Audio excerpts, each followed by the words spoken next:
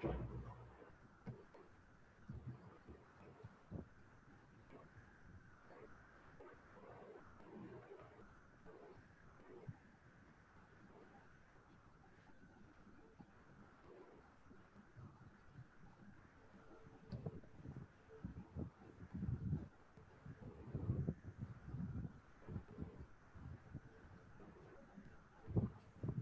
are in now. Good afternoon, ladies and gentlemen. On behalf of Physical Education Foundation of India, I would like to extend a very warm welcome to all of you. We appreciate you taking time off your busy schedules to join us today. We hope you will find the program we have lined up for you to be fruitful and engaging. Well, Dean William once said, the aim of education is the knowledge not of fact but of values. It is on occasion like this we get opportunities to test our knowledge and understanding. We look forward to get an exposure about what the best of brains think about this very dynamic field of physical education and sports. My name is Amrita Pandey, and on behalf of Physical Education Foundation of India, I would once again like to welcome you all for the first session of PEFI Live 2.0. It is our privilege to have you with us today. We have with us Dr. Anil Karwande sir, a member, Board of Management, Lakshmi Bai National Institute of Physical Education, Gwalior, and former principal, Ishwar Deshmukh College of Physical Education, Nagpur. He worked as a member of Academic Council, LNIPE, deemed Gwalior University. A cricket expert who represented in many sports such as athletics, badminton, cricket, hockey, and yogasanas. He has been conducting free NetSet classes for aspiring students since 1993. With more than 25 research scholars to his credit, a real gem of physical education, Dr. Karwande sir. In conversation with Sangeeta ma'am, working as a net coordinator for Karwande Khare online free classes, guiding around 5,000 students from across the country from 25 universities, all free of cost. She has been the resource person for net examination of LNIP Gwalior, DAVV Indore, Shivaji University Gwalior, and University of Mumbai. From Team PEFI, we are accompanied by Mr. Tarun Kumar Sharma, the Joint Secretary of Physical Education Foundation of India and the technical expert for today's session, along with Dr. Sharad Kumar Sharma, the Joint Secretary of Physical Education Foundation of India and PEFI Live 2.2 coordinator. I'm sure it is going to be a great 1 hour of interaction and learning for all of us. Over to you, Sangeeta ma'am. Thank you so much, Amrita ma'am. Thank you. Thank you, Team PEFI. आप सबका इस सवाल जवाब के चर्चा सत्र में स्वागत है और करवंदे सर, रिस्पेक्टेड अनिल करवंदे सर, आपका विशेष रूप से इस सत्र में स्वागत है। मैं भी PEFI का आभारी हूं कि उन्होंने इस चर्चा सत्र का आयोजन किया तथा मुझे यहां पर आमंत्रित किया। धन्यवाद। Sir, thank you sir. Sir, आज आपसे मैं नेट जेआरएफ की तैयारी के संदर्भ में उन प्रश्नों पर चर्चा करने चाहूंगी जो मुझे PEFI के माध्यम से प्राप्त हुए तथा मेरे अनुभव के आधार पर मैं पूछना चाहूंगी कि इन मैं PEFI की आभारी हूं जिन्होंने मुझे इस चर्चा सत्र में समायोजित किया और मेरे प्रश्न सब आधारित रहेंगे जो मुझे PEFI की टीम से मिले हुए हैं। सो करवंदे सर। Thank you. यहाँ PEFI के माध्यम से फिजिकल एजुकेशन के विकास हेतु राष्ट्रीय स्तर पर जो प्रयास किए जा रहे हैं वे सराहनीय हैं। उसके लिए PEFI के सभी पदाधिकारी अभिनंदन के पात्र हैं। जी सर। सर, मैं अभी इस चर्चा सत्र का शुरुआत करते हुए सबसे पहला प्रश्न आपके सामने रखना चाहूंगी जो ज्यादातर जिज्ञासा का विषय रहता है। सर, प्रथम आपसे यही जानना चाहूंगी कि इस नेट जेआरएफ का मार्गदर्शन का प्रारंभ आपने किस समय व कैसे किया? देखिए, महाराष्ट्र सरकार ने 1992 में नेट जो है वो कंपलसरी क्वालिफिकेशन किया था, मैंडेटरी किया था लेक्चररशिप के लिए। उस समय लेक्चरर कहलाता था, अभी असिस्टेंट प्रोफेसर कहलाता है। तो उस समय जो पीजी डिपार्टमेंट के बच्चे थे और कॉलेजेस के जो बच्चे थे एमपीएड के, वो मेरे पास अप्रोच हुए। उन्होंने कहा कि सर, यूजीसी का कोचिंग जो है यहाँ पर नागपुर में शुरू करिए, हमें डिफिकल्टी होती है, पेपर 1 अपीयर ही नहीं कर पाते, 15 मिनट में बच्चे बाहर निकल जाते थे। क्योंकि कुछ पता नहीं लगता था। दिक्कत ये थी कि यूजीसी ने जब टेस्ट शुरू किया तो पेपर 1 का कोई सिलेबस नहीं था, तो बच्चों को काफी दिक्कत जाती थी कि आखिर तैयारी करें तो किस चीज की तैयारी करें। तो इसीलिए उस समय हमारे यूनिवर्सिटी के डायरेक्टर थे डॉक्टर श्री दर्शन देसाई, उन्होंने मुझे प्रेरित किया और बताया कि आप ये काम शुरू करें, जिससे बहुत से जो यंग बच्चे हैं वो क्वालिफाई हो जाएं और वो जो है वो लेक्चरर जो है कॉलेज में बन पाए। इस तरीके से इसकी हमारी शुरुआत हो गई। जी सर, मीन्स 1993 से आप निशुल्क मार्गदर्शन प्रदान करते आ रहे हैं अभी तक नेट और जेआरएफ के प्रतियोगियों के लिए। सर, आप बतलाएंगे कि नेट जेआरएफ परीक्षाएं क्या होती हैं, उनका स्वरूप कैसे होता है? ये नेट और जेआरएफ की परीक्षा का जो वर्तमान स्वरूप है उसके ऊपर मैं चर्चा करना चाहूंगा। पुराने जमाने में जब परीक्षा शुरू हुई थी तो 3 पेपर होते थे, लेकिन हम अभी उससे हमारा कोई संबंध यहाँ पर रह नहीं गया है। तो वर्तमान समय में 2 पेपर होते हैं केवल, है ना। पहले पेपर 1 और पेपर 2 केवल स्क्रीनिंग टेस्ट हुआ करता था। अभी जो पेपर 1 जो है वो स्क्रीनिंग तो है लेकिन कंपलसरी है। अब पेपर 1 के मार्क्स भी जुड़ने लगे हैं। तो पेपर 1 जो है वो कहलाता है टीचिंग एंड रिसर्च एप्टीट्यूड, जिसमें कि 50 प्रश्न होते हैं कंपलसरी, सभी के 50 प्रश्न आपको करना आवश्यक होते हैं। और पेपर 2 जो है उसमें 100 प्रश्न होते हैं। अभी जो पेपर 2 है ये आपके विषय का पेपर होगा। आपके विषय से संबंधित मतलब जिस सब्जेक्ट में आपने पोस्ट ग्रेजुएट किया है या कर रहे हैं, सपोज आप फिजिकल एजुकेशन में, तो एमपीएड पार्ट 1 में जब आप प्रवेश ले लेते हैं तो आप पेपर 2 जो है उसी विषय में परीक्षा में देंगे। तो इस तरीके से 50 क्वेश्चन पेपर 1 के और 100 क्वेश्चन पेपर 2 के मिला के जो है आपका जो रिजल्ट जो है बनता है। इस तरीके की ये परीक्षा है।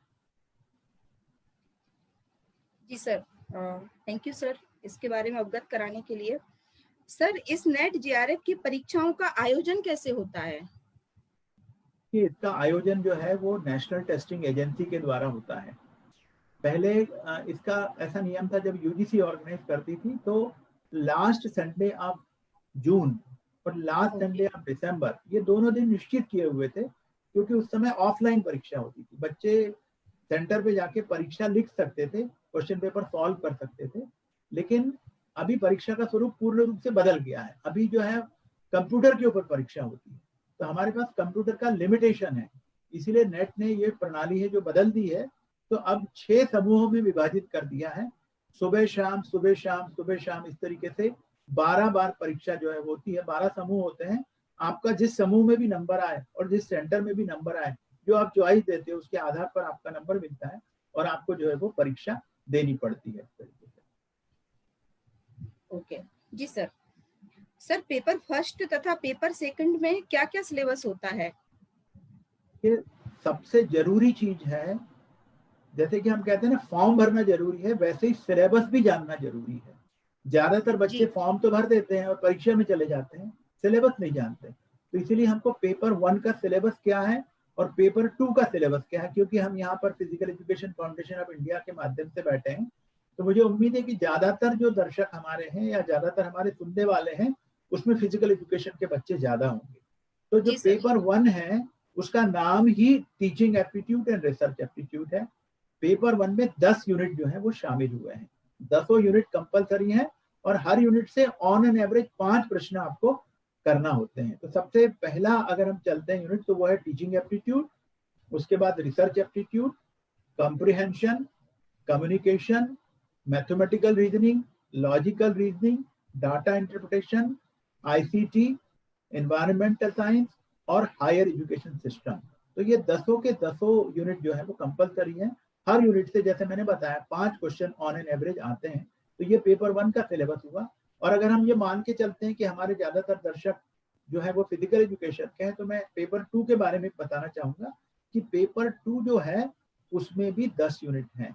जो पहली यूनिट है वो हिस्ट्री और फिलोसफी के आधार पर है, दूसरी यूनिट एक्सरसाइज फिजियोलॉजी के आधार पर है, तीसरी यूनिट जो किन्थोलॉजी एंड बायोमैकेनिक्स के आधार पर है, चौथी यूनिट स्पोर्ट्स साइकोलॉजी, पांचवी unit development of teacher education in physical education, उसके बाद health education, sports training, research method, test and measurement, और सबसे लास्ट जो यूनिट है 10वीं यूनिट है वो स्पोर्ट्स मैनेजमेंट की है। इस तरीके से उन्होंने पोस्ट ग्रेजुएशन में जितने विषय भारत के अलग अलग विश्वविद्यालयों में पढ़ाए जाते हैं, आजकल तो क्योंकि एनसीटी के डायरेक्शन पे सिलेबस बनता है 90%, तो ये सारे के सारे विषय उन्होंने जो है वो 10 यूनिट में उनका समावेश कर लिया है। तो इस तरीके से ये हमको जानकारी होना आवश्यक है कि कौन कौन से यूनिट है और उनकी तैयारी कैसे करना है।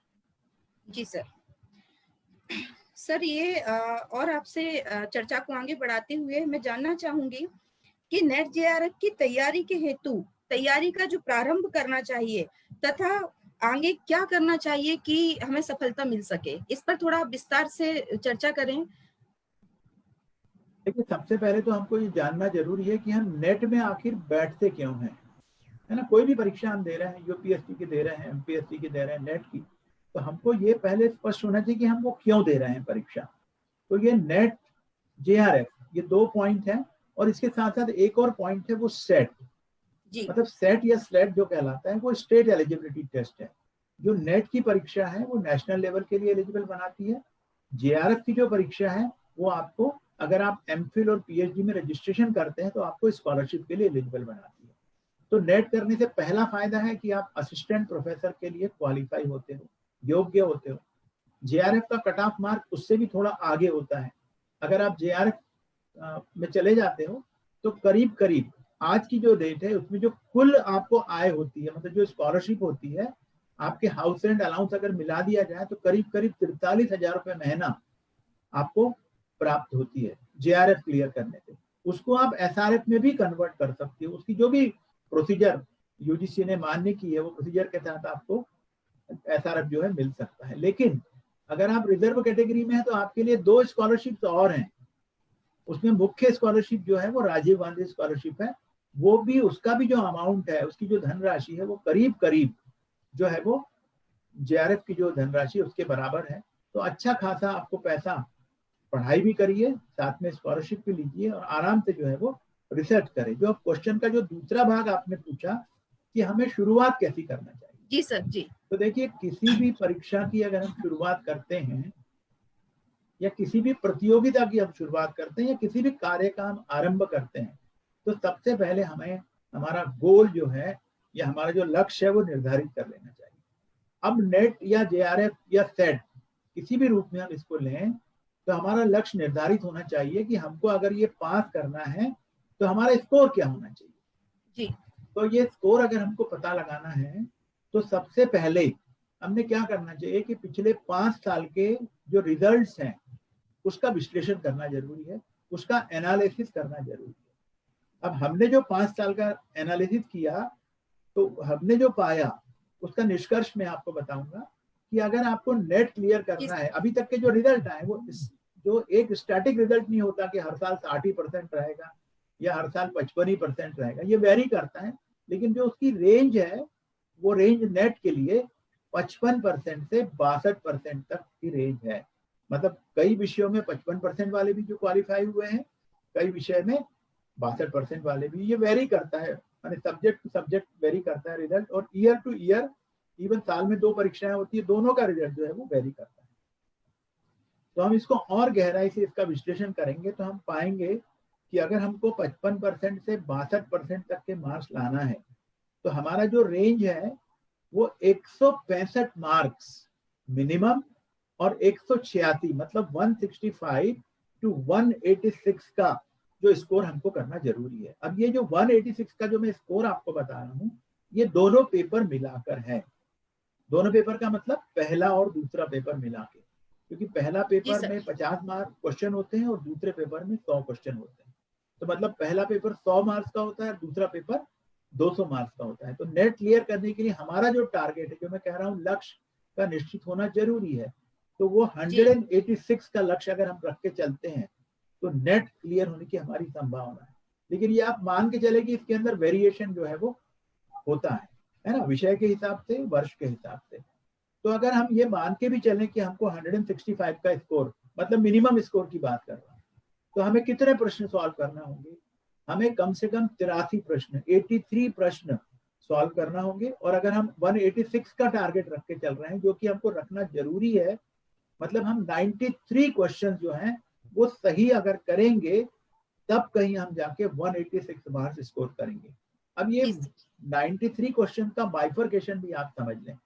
बाइफरकेशन ऐसा है कि फर्स्ट पेपर में जैसे मैंने अभी बताया आपको कि 50 क्वेश्चन होते हैं, मतलब 100 नंबर का है, और दूसरा जो है वो उसमें 100 क्वेश्चन होते हैं, वो 200 नंबर का है। तो अगर हम ये मिनिमम वाला भी लें 83, तो भी हम मान के चलें कि फर्स्ट पेपर में हमको फर्स्ट डिवीजन के मार्क्स जरूरी हैं। तो ऑन एन एवरेज अगर हम चलते हैं तो फर्स्ट पेपर में हमको कम से कम माने 30 से 35 के बीच की रेंज रखना चाहिए। मतलब 60% से 70% के बीच में अगर हम स्कोर करते हैं, तब कहीं जाके हमको सेकंड पेपर जो है वो करीब करीब 55 से 60% का स्कोर करके हम क्वालिफाइंग जोन के अंदर आ सकते हैं। ये बात तो हो गई नेट की। जेआरएफ का कट ऑफ उसके ऊपर जाता है। और अगर हमको स्कॉलरशिप लेनी है, अब ये स्कॉलरशिप के लिए कुछ नियम भी हैं, वो उम्र के नियम है ना। ऐसा नहीं कि 40 साल वाला या कोई 45 साल वाले को भी स्कॉलरशिप दे दे। उन्होंने जो नियम है वो दे के रखे हुए हैं। जैसे महिला है उनको 35 साल का नियम है, लड़कों को उतना रिलैक्सेशन नहीं है, लेकिन महिलाओं को जो है वो ज्यादा रिलैक्सेशन है। अगर हम उनको भी कंसीडर करें तो भी उनका जो है वो हायर रेंज होना चाहिए।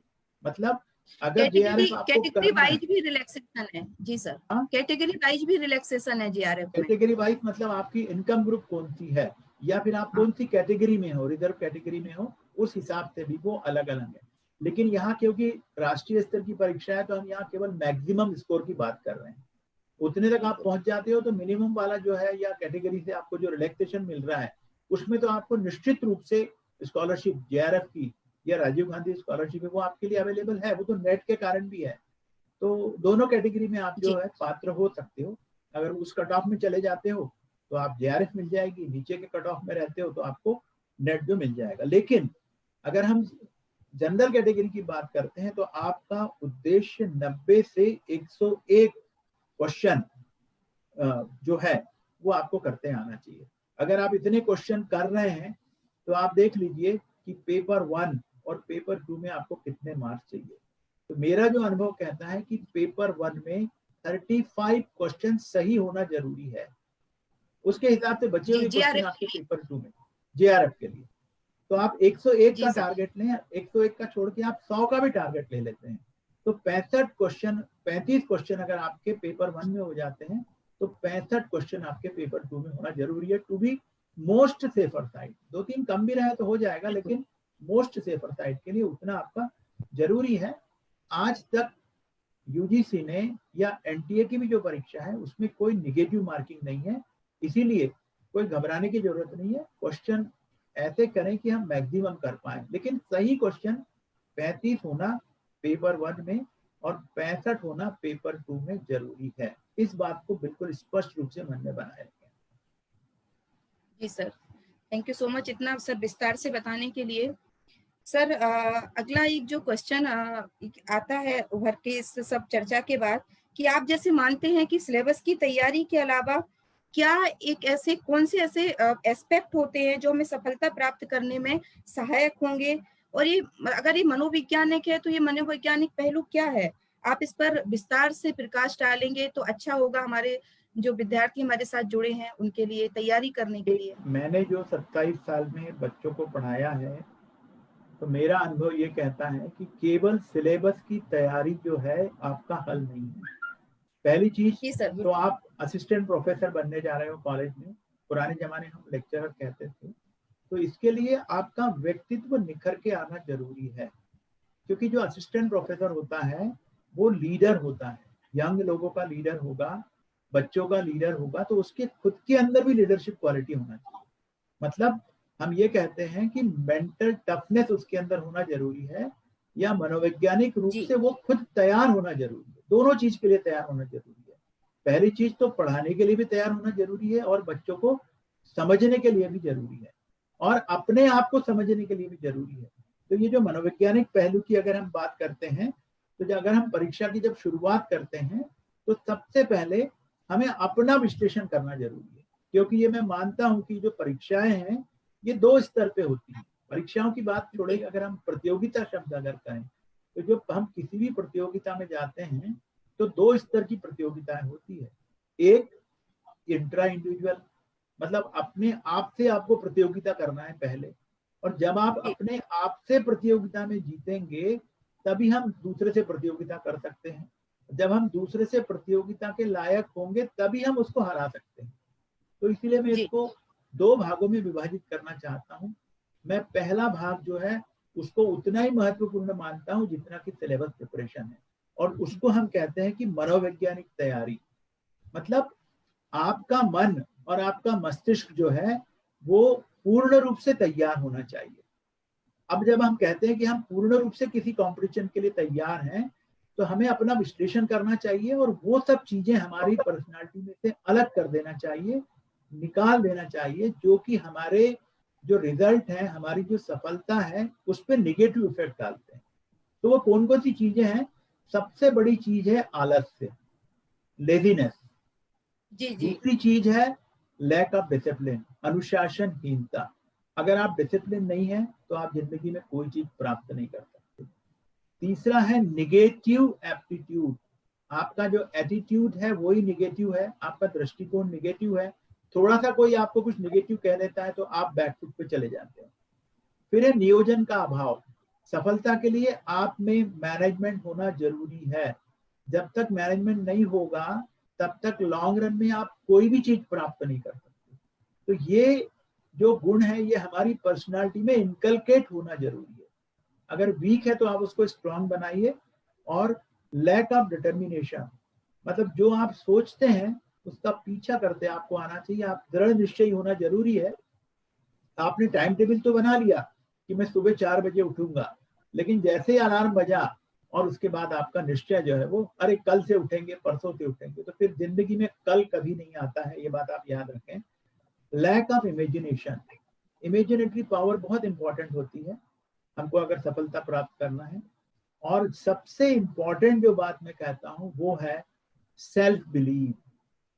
अगर आप में आत्मविश्वास की कमी है, सेल्फ बिलीव नहीं है, तो आप सफलता के नजदीक पहुंचने में बहुत मुश्किल प्राप्त करेंगे, बहुत मुश्किल से आप पहुंच पाएंगे। इसीलिए ये बात मन में पक्की बैठा लीजिए, remember that nothing is impossible, your belief in your self must be total. अपने आप पर पूर्ण विश्वास रखें। जब तक आप अपने आप पर विश्वास नहीं रखेंगे, आप जिंदगी में कोई भी काम सहजता से या सरलता से नहीं कर पाएंगे। इसीलिए आत्मविश्वास बनाए रखना बहुत जरूरी है। और ये जो आत्मविश्वास है इसकी कोई दवाई नहीं होती, कोई थर्मामीटर नहीं होता, मार्केट में कोई दुकान पर नहीं मिलती, कोई आपको दे नहीं सकता। आत्मविश्वास आपको स्वयं ही विकसित करना होता है। और आत्मविश्वास अगर विकसित करना है तो आपकी लाइफ जो है डिसिप्लिन होना चाहिए। आपका जो जीवन शैली है वो निश्चित रूप से बनी होना चाहिए। तो विद्यार्थी लोग आजकल क्या करते हैं, उनका जो टाइम टेबल है वो पूरा बिगाड़ के चलते हैं। अगर आप इस तरीके के टाइम टेबल में चलोगे तो कभी भी आत्मविश्वास आपको नहीं मिलेगा, क्योंकि आपने कोई सिस्टम डेवलप किया हुआ नहीं है। जब आप सिस्टम डेवलप करते हैं, उसका नियोजन करते हैं, तभी आपको सफलता मिलती है। और बड़ी सफलता एकदम नहीं प्राप्त होती। मतलब हम नेट की बात करें तो 10 यूनिट का बड़ा सिलेबस पेपर 1 का और 10 यूनिट का पेपर 2 का बड़ा सिलेबस आप अचानक नहीं प्राप्त कर सकते जी। आपको डिसिप्लिन में रहना पड़ेगा, आत्मविश्वास बनाए रखना पड़ेगा, डिटर्मिनेशन के साथ काम करना पड़ेगा। जो आप टाइम टेबल बनाते हैं उसको फॉलो करना होगा। तो ये सब चीजें रखते हुए ही आप धीरे धीरे छोटे छोटे गोलों को अर्जित करोगे। जब छोटे गोल अर्जित हो जाएंगे तभी आप मुख्य जो गोल है आपका नेट का है या जेआरएफ का है या सेट का है, जो भी आपने निश्चित किया है, तभी आप उसको अर्जित कर पाओगे। तो इसीलिए मेरा बहुत ज्यादा जो है इसी के ऊपर जोर रहता है कि आप अपने आप को पहले विकसित करें। मतलब मैं तो दूसरे भाषा में ये कहता हूं कि अगर आपको सफलता प्राप्त करना है तो अपनी योग्यताओं को बढ़ाएं। मतलब आपकी जो भी योग्यताएं हैं उनको विकसित करें, जो नेगेटिव साइड में है उनको पॉजिटिव साइड में लाएं, है ना। जो कम है उनको ज्यादा बढ़ाएं और जो ज्यादा है उनको और ज्यादा बढ़ाएं। जब आप अपनी योग्यता बढ़ा लेते हैं तो सिलेबस अपने आप छोटा हो जाता है। मैं ये नहीं कह रहा हूं कि यूजीसी आपके लिए सिलेबस कम कर दे कि आपका आत्मविश्वास बढ़ जाएगा, वैसा नहीं है। लेकिन मेरा मानना है निश्चित रूप से कि अगर आप अपनी योग्यताएं बढ़ाते हैं, क्योंकि बहुत सारी योग्यताएं जो हम नहीं बढ़ाते, हम डायरेक्ट पढ़ाई करने की सोचते हैं। अब कौन कौन सी योग्यताएं हैं? पहला है आपको विश्लेषण करने की योग्यता होना चाहिए। जी। ऑब्जर्वेशन की आपकी योग्यता होनी चाहिए। देखो परीक्षा जो है ये केवल सिलेबस को याद करने से पास नहीं की जा सकती, आपके अंदर ये योग्यताएं विकसित होना जरूरी है। हमें कोई चीज दिखाई जाती है तो हम जल्दी से कह देते हैं कि नहीं हमने देख लिया आपसे। मैं यहाँ एग्जाम्पल देना चाहूंगा आपको कि ये ऑब्जर्वेशन की योग्यता जो है हम विकसित नहीं करते हैं, बहुत जल्दी करते हैं हम किसी भी चीज में, हमने देख लिया, हम मान लेते हैं, कोई चीज हमें कोई कहता है तो हम मान लेते हैं, उसने कह रही है समझ में आ गई, हम इमीडिएटली कह देते हैं कि नहीं हमको समझ में आ गई, बिना सोचे समझे। तो पहला जो पॉइंट है मेरा है ऑब्जर्वेशन और दूसरा पॉइंट है विश्लेषण। इसके साथ छोटी छोटी चीजें और हैं जैसे कैलकुलेशन की योग्यता है, मेमोरी है, ये सब चीजें भी विकसित होना जरूरी है। तो इन सब का मिला जुला मिश्रण या इन सब का मिला जुला फल या जिसे हम इंग्लिश में कहते हैं कि आउटकम, वो ही जाके आपको सफलता देगा। अगर ये सारे गुण आप विकसित कर लेते हो, सारी योग्यताएं विकसित करते हो, और ये योग्यताएं एक दिन में विकसित नहीं होती और योग्यताएं कहीं बाजार में भी नहीं मिलती, ये आपको खुद अपनी मेहनत से, खुद के डिसिप्लिन से ही जो है विकसित करना होगी। मुझे लगता है कि मैंने शायद आपने जो प्रश्न पूछा है वो अच्छे से समझा दिया। तो जो बच्चे सुन रहे हैं उनको भी मैं कहूंगा कि नेट की तैयारी में 50% योगदान सिलेबस प्रिपरेशन का है और 50% योगदान आपकी खुद की योग्यताएं बढ़ाने का है। इस बात पे जरूर जरूर गौर करें, जो लोग सुन रहे हैं, यंग बच्चे जो सुन रहे हैं, इस बात को जरूर ध्यान दें। हाँ मैडम आगे पूछिए।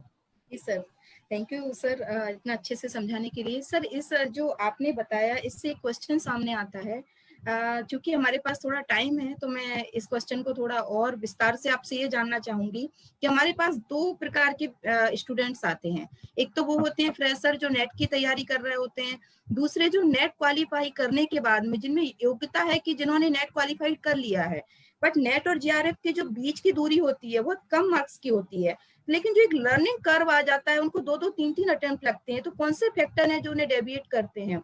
बच्चे मतलब नेट तो एक बार में निकल गए बट जेआरएफ के लिए उनका संघर्ष 2-2 3-3 अटेम्प्ट का हो जाता है। तो ऐसे कैंसिल मनोवैज्ञानिक तौर पर ओवर कॉन्फिडेंस में चले जाते हैं, कौन सी चीजें हैं जिनको उनको एक बैलेंस बनाकर चलना चाहिए ताकि उनका दूसरी जो बड़ी सफलता में उनको उसके बाद ही सफलता मिल जाए? देखिए हम बात करते हैं जब, तो दो शब्दों का हम इस्तेमाल करते हैं, एक ऑर्डिनरी और एक extra ordinary.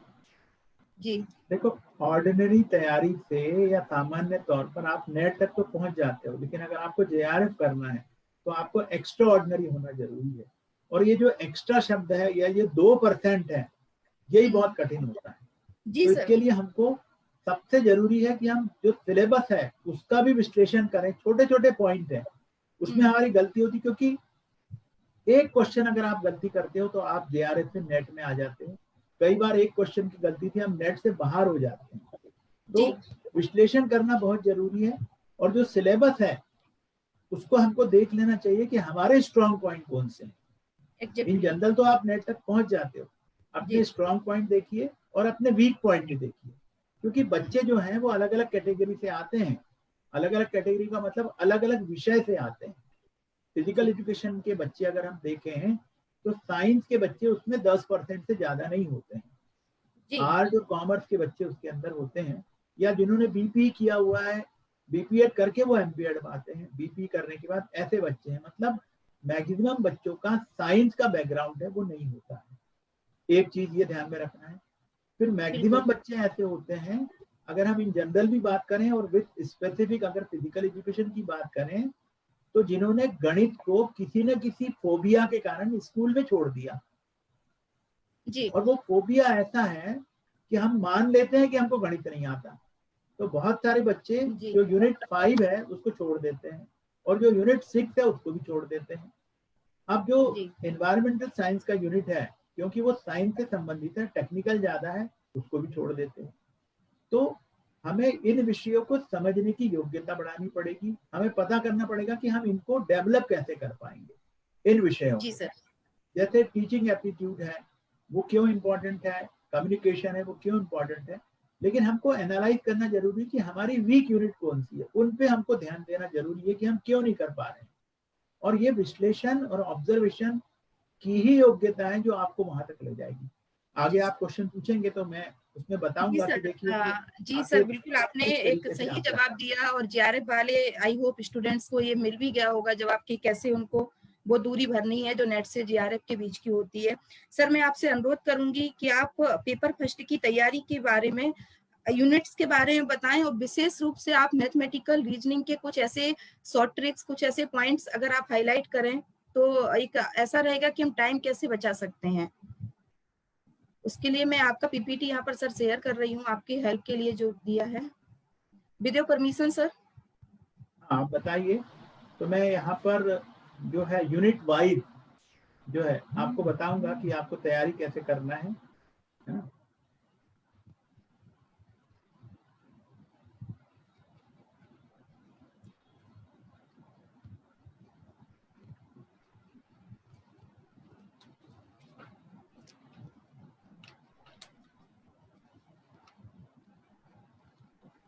Sir, screen share हो रहा है ना आपका ये? दिखाई नहीं दिया है? जी सर। अभी नहीं दिख रहा है। नहीं, आपको मेरा डेस्कटॉप ओपन हुआ दिख रहा है ना ये? मैडम अब तक स्क्रीन शेयर हुई नहीं है। मेरी साइड से स्क्रीन शेयर हुआ है। कोई बात नहीं, मैं इसको रीशेयर करती हूँ मैडम। जी।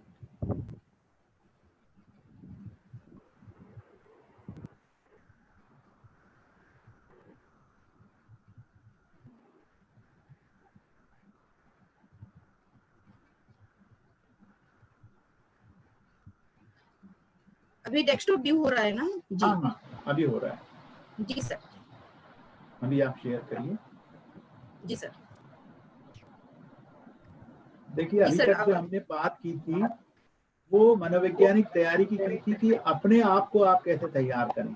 जब आप अपने आप को तैयार कर लेते हैं मतलब परीक्षा के लिए, है ना, तो उसमें से पहले मैं आपको थोड़ी सी जानकारी दे दूं।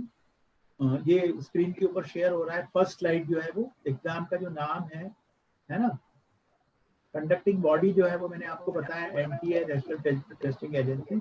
और जो एग्जाम मोड है उसे कहते हैं CBT. CBT means computer based test. और जो कुल जो समय है वो 3 घंटे है।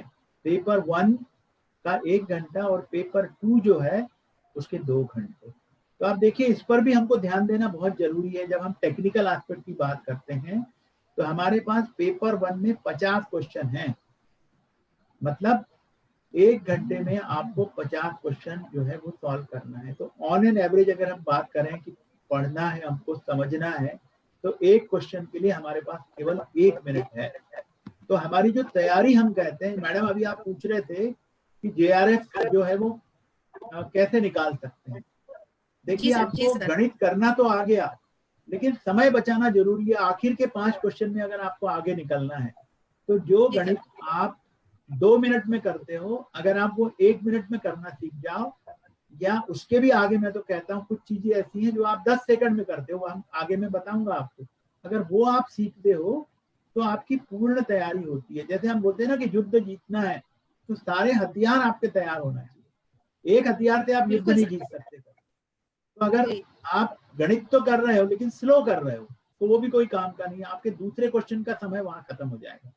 तो आपको आना भी चाहिए सही और फास्ट भी आना चाहिए। तो इसीलिए अगर आपको जेआरएफ के लिए जाना है, जो भी बच्चे यहाँ मेरे को सुन रहे हैं ध्यान दें, जेआरएफ के लिए अगर जाना है तो आपको बहुत सही तरीके से मैथमेटिकल रीजनिंग करना होगी। 5 क्वेश्चन के 5 मिनट के बजाय आपको 2.5 मिनट में करना होगा, जिससे कि ये जो 2.5 मिनट आपके पास बचे हैं मतलब 5 क्वेश्चन में कहीं और आप उनको लगा के 5 क्वेश्चन दूसरों के मुकाबले आप आगे निकल सकते हैं। तो ये है जिसको बोलते हैं कट थ्रोट कंपटीशन। तो वहां आपकी तैयारी बहुत जरूरी है। समय कैसे बचाएंगे आप, कम से कम जो समय जो है जो आप कम से कम वेस्ट करें परीक्षा में। तो ये सब चीजें आपको देखना है। और यहाँ पर एक चीज और मैं कहना चाहूंगा कि अगर हम इसको कंप्यूटर बेस्ड टेस्ट कह रहे हैं तो आप कंप्यूटर फ्रेंडली होना बहुत जरूरी है। मतलब कंप्यूटर आपको ऑपरेट करते आना चाहिए। और परीक्षा के समय जो सॉल्व करने का जो तरीका है गणित का या कंप्यूटर को हैंडल करने का तरीका है उससे आप फ्रेंडली होना बहुत जरूरी है। इसीलिए नेशनल टेस्टिंग एजेंसी ने एक सुविधा आपके लिए रखी है, उसका उपयोग आप जरूर करें। वो कहलाता है जी। Mock test. जी एनटीए के अलावा भी कई एजेंसी हैं जो मॉक टेस्ट देती हैं, तो आप अगर नेट पे जाएंगे तो आपको पता लगेगा, आप मॉक टेस्ट में जरूर हिस्सा लें। तो इसीलिए जब तैयारी पूरी हो जाती है तो प्रैक्टिस भी करना जरूरी है टेस्ट की। जनरली हम तैयारी करते हैं, प्रैक्टिस नहीं करते, तो परीक्षा देते समय मूड कैसा होता है या उस समय हमारे मस्तिष्क की और मन की स्थिति क्या होती है, उससे हम अनभिज्ञ रह जाते हैं, बाहर रह जाते हैं, और इसीलिए हम वहां पर कंफ्यूज ज्यादा हो जाते हैं, कंफ्यूजन क्रिएट हो जाता है हमको, क्योंकि तेजी से आपके ऊपर दबाव पड़ता है समय का। तो उस दबाव से जूझने के लिए अपने आप को तैयार करें, और तैयार करने का एक ही तरीका है कि आप बार बार प्रैक्टिस टेस्ट करें, बार बार 50 क्वेश्चन सॉल्व करने की कोशिश करें, तो अंत में आपको ये पता लग जाएगा कि आप कितने जल्दी 35 क्वेश्चन सही वाले सॉल्व कर। मैं ये नहीं कहता कि 50 के 50 आप कर दो, करें तो बहुत ही अच्छी बात है, लेकिन 35 कम से कम सही क्वेश्चन जब आप करेंगे तभी जीआरएफ के बारे में आप सोच सकते हैं। तो यहाँ हम बात करेंगे एक एक यूनिट की, है ना, वो यूनिट क्यों रखा गया है असल में, और उसको तैयार कैसे करना है।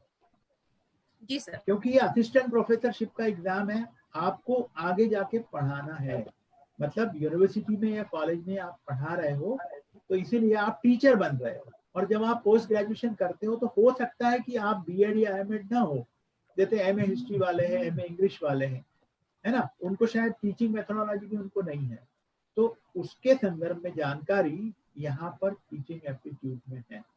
तो मतलब एक टीचर को, आपको टीचर बनना है, ये आप मान के चलो, तो टीचर कैसे बना जा सकता है, अच्छा टीचर कैसे बना जा सकता है, इसकी जानकारी यहाँ पर है, तो उसको उस संदर्भ से पढ़ें। अब अच्छे टीचर के लिए मैं ये महात्मा गांधी की तालीम योजना की बात यहाँ पे करूंगा।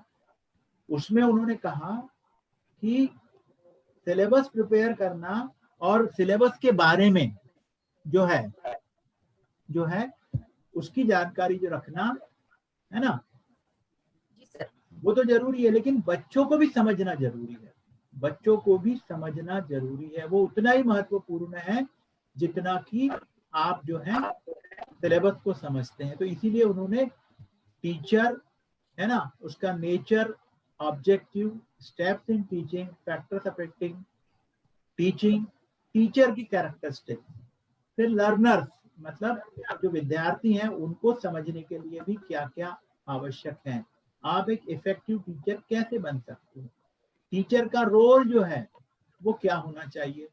देखिए, टीचर केवल सिलेबस कंप्लीशन के लिए नहीं है, वो तो उसके काम का एक हिस्सा है, लेकिन उसको मोटिवेटर भी होना जरूरी है। इसका मतलब मनोविज्ञान की जानकारी आपको जरूरी है।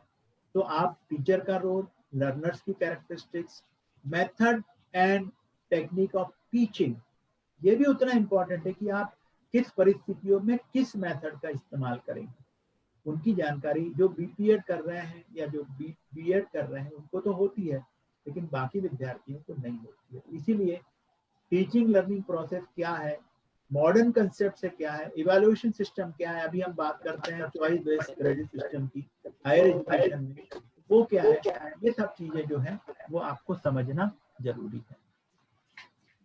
जी सर। सर आपके एक सेशन में मैंने सुना था जहाँ पर आपने अच्छे से इस चीज का एक्सप्लेन किया था कि डिग्री होना टीचिंग की योग्यता का कहीं से प्रमाण नहीं है, तो इस पर थोड़ा सा आप और विस्तार से प्रकाश डालेंगे कि टीचिंग के लिए, टीचिंग मतलब एक टीचर बनने के लिए डिग्री होना एक सफिशिएंट नहीं है कि आपने बहुत सारी डिग्री कलेक्ट कर रखी है तो आप अच्छे टीचर हो सकते हैं। ये यूनिट उस चीज पर फोकस करती है, इसीलिए मैं तो बता कुछ रहा हूँ, आप अपने शब्दों में। ये जो यूनिट है वो इसीलिए इंक्लूड किया गया है कि केवल डिग्री कलेक्शन से आप टीचर नहीं बनोगे, आपको आपका जो नॉलेज है वो स्टूडेंट के साथ आप किस तरीके से शेयर कर पाओगे, जी किस हिसाब से आप उनको पहुंचाओगे। तो इसीलिए ये वाला जो पेपर 1 है इसमें टीचिंग और रिसर्च दोनों को इंक्लूड किया है। रिसर्च का मतलब यहाँ पर एमफिल या पीएचडी की डिग्री लेना नहीं है, यहाँ पर रिसर्च का मतलब है कि जो आप पढ़ा रहे हो बच्चों को, उनको ऊपर रिसर्च करो। उनके ऊपर रिसर्च करने का मतलब उनको आप कैसे समझेंगे, उनके प्लस पॉइंट क्या है, उनके नेगेटिव पॉइंट क्या है, वो कैसे मोटिवेट होते हैं, क्योंकि हम कहते हैं ना कि there is a individual difference, each individual is unique. तो हर इंडिविजुअल को कैसे आप समझेंगे। अगर हम ये मान के चलते हैं सामान्य संभावना वक्र के हिसाब से कि 3 प्रकार के बच्चे हैं, बहुत अच्छे हैं, 70% बच्चे करीब करीब एवरेज हैं, और बचे हुए 15% वो जो पुअर है, मतलब 15% एक्सीलेंट, 15% पुअर और 70% एवरेज है। तो तीनों के साथ अगर सामंजस्य आप बना लेते हो तो ही आप एक अच्छे टीचर हो सकते हो, आप गोल्ड मेडलिस्ट हो सकते हो, आपके पास 5 डिग्रियां हो सकती है। लेकिन अगर बच्चों को आप नहीं समझ पाए, उनकी योग्यता के हिसाब से अगर आपने नॉलेज ट्रांसमिट नहीं किया, तो आपकी डिग्रियां जो है वो उतनी, हम कहते हैं कि सफल नहीं मानी जाएंगी, काम की नहीं मानी जाएंगी। इसके बजाय कि सिंपल 1 डिग्री वाला जो बच्चों को समझ सकता है, बच्चों तक पहुंच सकता है, मतलब आपको बच्चों के स्तर तक उनकी योग्यता के हिसाब से, उनकी रुचि के हिसाब से पहुंचना जरूरी है। इसीलिए ये टीचिंग एप्टीट्यूड आपको समझना बहुत आवश्यक है। नेक्स्ट लीजिए। मतलब ये पढ़ाने की एक अभियोग्यता का विकास होना, इस एप्टीट्यूड दृष्टिकोण का आना। जी सर, वो जरूरी है। आप कैसे विकसित करेंगे अपनी अभियोग्यता को? जी सेकंड वाला ले लीजिए। जी सर। सर इसमें आपने रिसर्च को भी ऑलमोस्ट कवर कर लिया आपके इस डिस्कस में, तो आप इसके टॉपिक्स में हाईलाइट। लेकिन जो जी। रिसर्च का यूनिट है वो परीक्षा की दृष्टि से अगर हम देखें, मतलब स्कोर करने के हिसाब से, तो हमें क्या क्या समझना चाहिए। मतलब इसके अंदर हमको applied research, action research, descriptive research, analytical research, quantitative research, qualitative research, conceptual research, है ना, रिसर्च डिजाइन, और आगे चलेंगे, एंड हाइपोथेसिस, है ना, concept of hypothesis, hypothesis testing, और इसका हिडन पार्ट भी और है। जो रिसर्च मेथोडोलॉजी है इसका हिडन पार्ट है। यहाँ इन्होंने स्टैटिस्टिक्स की बात नहीं की है सिलेबस में, लेकिन क्योंकि यहाँ उन्होंने रिसर्च डिजाइन की बात की है ना, बाकी रिसर्च डिजाइन की तो जो स्टैटिस्टिक्स है वो इसमें इंक्लूडेड है, ये मान के चलें। तो इसमें जो नया सिलेबस जो बना है उसके ऊपर इन्होंने आईसीटी इन रिसर्च और रिसर्च एथिक्स की बात की है। तो जो पुरानी किताबें हैं, या जो हमने पुराना सिलेबस जो पढ़ा है, या जब हमने पोस्ट ग्रेजुएशन किया होगा उस समय की किताबों में रिसर्च एथिक्स के ऊपर ज्यादा मटेरियल अवेलेबल नहीं है। इसीलिए जो नए बच्चे तैयारी कर रहे हैं, मैं उनको ये कहना चाहूंगा आज के माध्यम से कि हम रिसर्च एथिक्स उसके ऊपर थोड़ा ज्यादा ध्यान दें, क्योंकि उसका एक क्वेश्चन तो आपको हर पेपर में पक्का मिलेगा। आप जैसे मालूम है, आप आजकल जो पीएचडी का कोर्स वर्क है उसमें भी उनको रिसर्च एथिक्स का एक पूरा का पूरा यूनिट कंपलसरी है। तो इसकी जानकारी हासिल करें, और रिसर्च एथिक्स के बारे में क्वेश्चन आएगा ही, ये आप मान के चलिए। आगे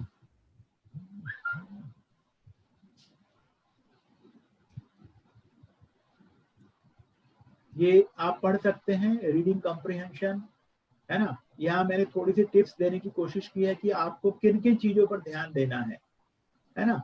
पहली चीज तो read and visualise, recognise the keywords, उसमें कौन से कीवर्ड्स हैं। टाइम मैनेजमेंट बहुत जरूरी है, नहीं तो आप 1 घंटा लगाओगे एक पैराग्राफ सॉल्व करने को तो भी आपके कोई काम का नहीं। आपको मालूम है टाइम अलॉटेड कितना है, उस पर 5 क्वेश्चन भर रहे हैं, तो आप समझ लो 5 मिनट में आपको करना है, और 6वां मिनट आपको पढ़ने के लिए है। 6 मिनट में आपका पैराग्राफ आपका होना चाहिए, है ना। इसीलिए आराम से पढ़ें, तसल्ली से पढ़ें, समझें बिल्कुल। बार बार मैं हमेशा कहता हूँ कि समझ के पढ़ें, सब्जेक्ट के लिए भी, या पढ़ के समझें। तो आराम से तसल्ली से पढ़ें और उस तरीके से आप इसको सॉल्व करें। Make a habit of finding keywords quickly. इसीलिए मैंने पहले ही कहा था कि ऑब्जर्वेशन जो है वो बहुत इंपॉर्टेंट है आपके कॉम्पिटिशन। तो आप कीवर्ड्स तभी निकाल पाएंगे जब आपका ऑब्जर्वेशन तगड़ा होगा, नहीं तो आप पढ़ते रहेंगे, आपको कीवर्ड्स नहीं मिलेंगे उसके अंदर। तो कीवर्ड्स निकालना यहाँ पर बहुत जरूरी है। आगे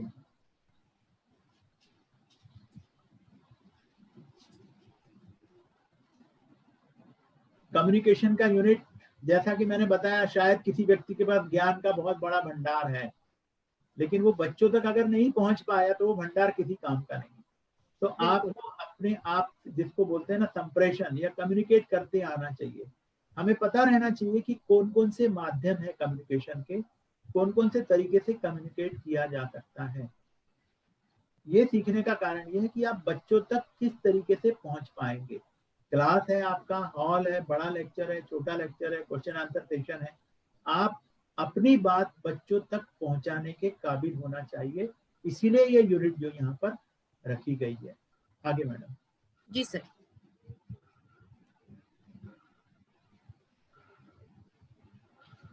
यहाँ पर सर हम थोड़ा सा आपका टाइम लेना चाहेंगे कि ये स्टार्टिंग इंट्रोडक्टरी है, आप इसमें थोड़ा सा एक्सप्लेन करें स्टूडेंट्स को। यूनिट 5 जो है वो मैथमेटिकल रीजनिंग है, और यूनिट 6 लॉजिकल रीजनिंग है, और यूनिट 7 जो है वो है डाटा इंटरप्रिटेशन। तो हम ये मान के चलेंगे कि 5वीं यूनिट का संबंध डायरेक्ट 7वीं यूनिट से है।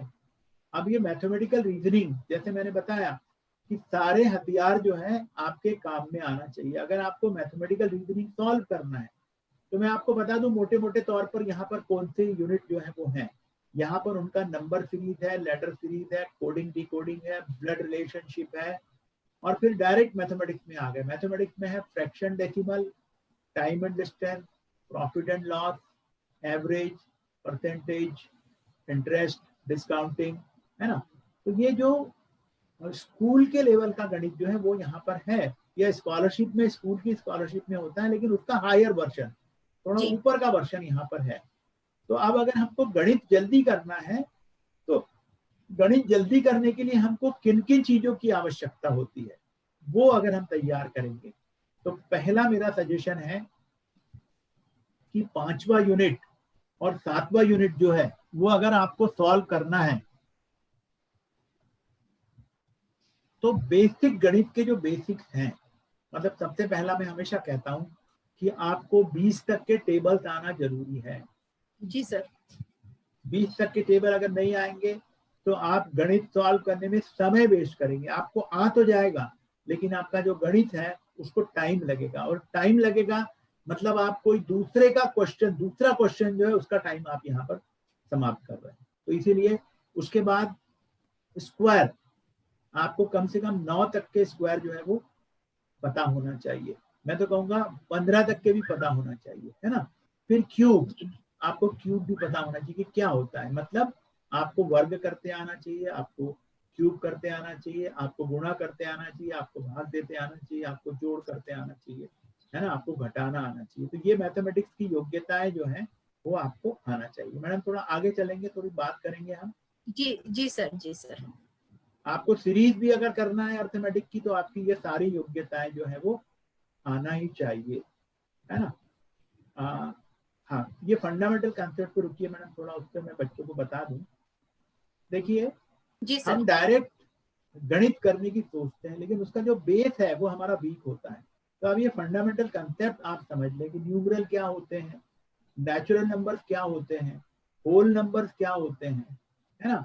इनकी आप अगर अच्छे से तैयारी करते हैं तो परीक्षा में बहुत छोटे छोटे क्वेश्चन हैं, लेकिन क्योंकि हमने उस पर ध्यान ही नहीं दिया होता है कि नेचुरल नंबर क्या है, होल नंबर क्या है, इवन नंबर क्या है, ऑड नंबर क्या है, प्राइम नंबर क्या है, तो हम वहां जाके कंफ्यूज हो जाते हैं।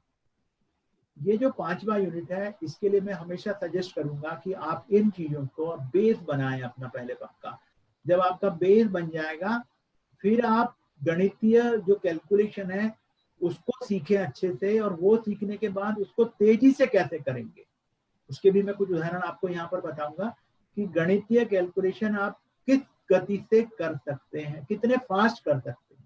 आप इमेजिन भी नहीं कर सकते कि इतने फास्ट कोई गणित हो सकता है। मैडम आगे चलेंगे। जी सर, जी सर। अभी ये नंबर्स का आपको पता लग गया, अब हम इसको करेंगे कैसे, आगे चलिए और आगे और आगे। प्राइम नंबर, कंपोजिट नंबर, और आगे मैडम और आगे। हाँ हाँ, ऑड नंबर का एक एग्जांपल यहाँ लेना चाहेंगे क्या? हाँ हाँ, मैं आपको बता देता हूँ। देखो थोड़ा सा समय लूंगा मैं आपको, 2 मिनट यहाँ पे आप थोड़ा ध्यान दें कि मैं क्या कहना चाह रहा हूँ। असल में परीक्षा में ऐसा क्वेश्चन आता है, यहाँ मैंने छोटा सा उदाहरण आपके सामने पेश किया है केवल, कि find out the average of first 50 odd number. वहां डबल फिगर 40, 50, 60, 70, 80 ऑड नंबर का। Find out the average of first 50 odd number. आप अंदाज लगा लो, फर्स्ट 50 ऑड नंबर्स अगर आप लिखेंगे और उनको टोटल करेंगे और उसको डिवाइड करेंगे और उसका एवरेज निकालेंगे तो आपके 7 मिनट चले जाएंगे एक ही गणित में। तो मैं उसका एक छोटा सा एग्जांपल आपके सामने दिया है कि जिससे आप उसको बहुत तेजी से समझ लें। अगर आपने ये बात समझ ली तो आपका बहुत सारा गणित का हिस्सा आपको समझ में आ जाएगा। तो उन्होंने कहा कि फर्स्ट 6 ऑड नंबर, ये क्वेश्चन है परीक्षा में, find out the average of first 6 odd number. ये 6 पे थोड़ा ध्यान दीजिए आप। तो क्या है फर्स्ट 6 ऑड नंबर?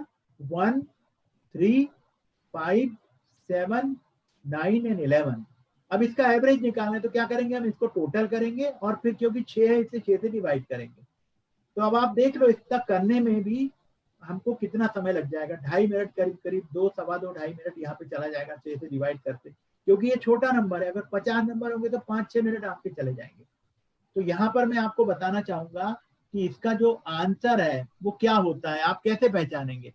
आप देखिए, अगर क्वेश्चन में लिखा हुआ है कि find out the average of first 6 odd numbers, इसका मतलब इसका आंसर जो है वो 6 ही होता है।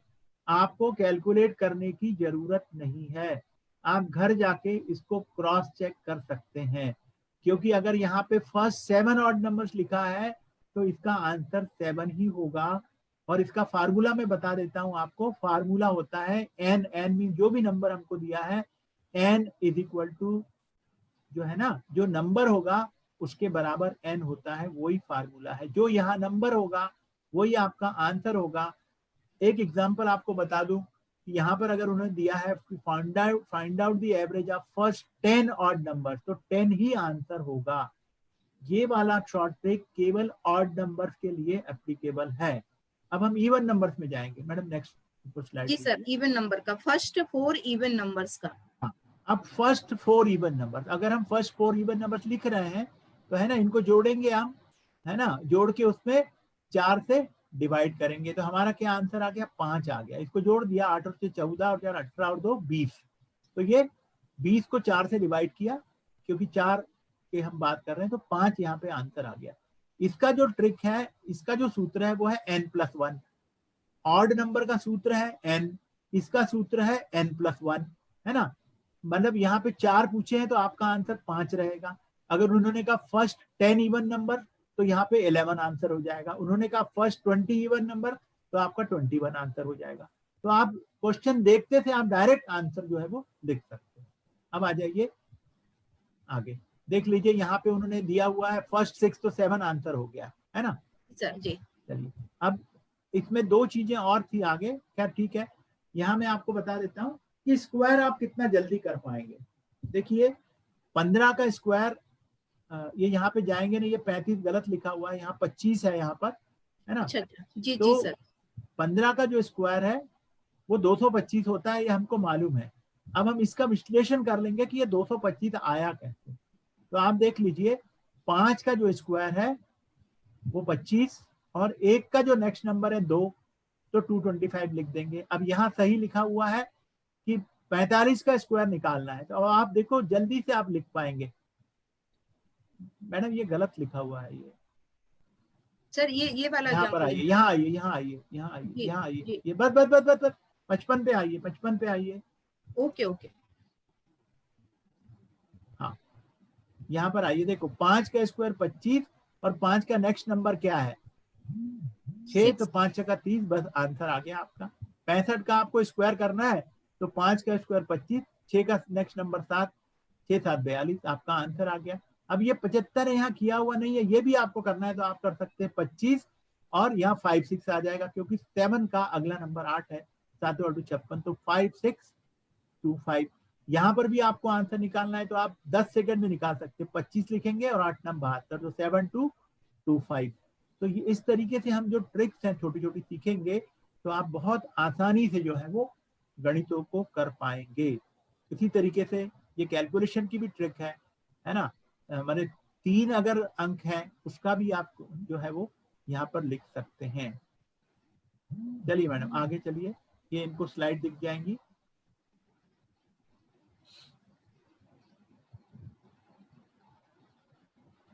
तो ये मेरे कहने का मतलब है, आप गणित की शॉर्ट ट्रिक भी सीखिए।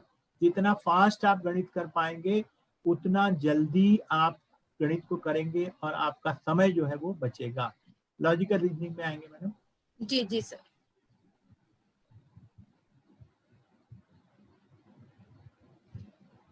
ये स्क्रीन यहाँ पर शेयर की हुई है, आप उसको थोड़ा पढ़ेंगे ध्यान से, है ना, कि उसमें क्या क्या जरूरी है।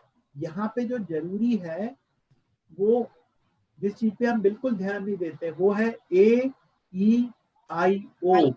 इसका कंसेप्ट समझना जरूरी है कि ये ए क्या है, ई क्या है, आई क्या है, ओ क्या है ना।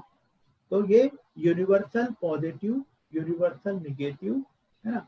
मैं एक छोटा सा एग्जांपल यहाँ पे देना चाहूंगा कि जो कैसे गणित आते हैं इसमें, मतलब प्रश्न कौन से आते हैं, गणित नहीं कहना चाहिए, इनको प्रश्न कहेंगे हम। मैं एक एग्जांपल यहाँ देना चाहूंगा, उसको आप कंसेप्ट समझने की कोशिश करो।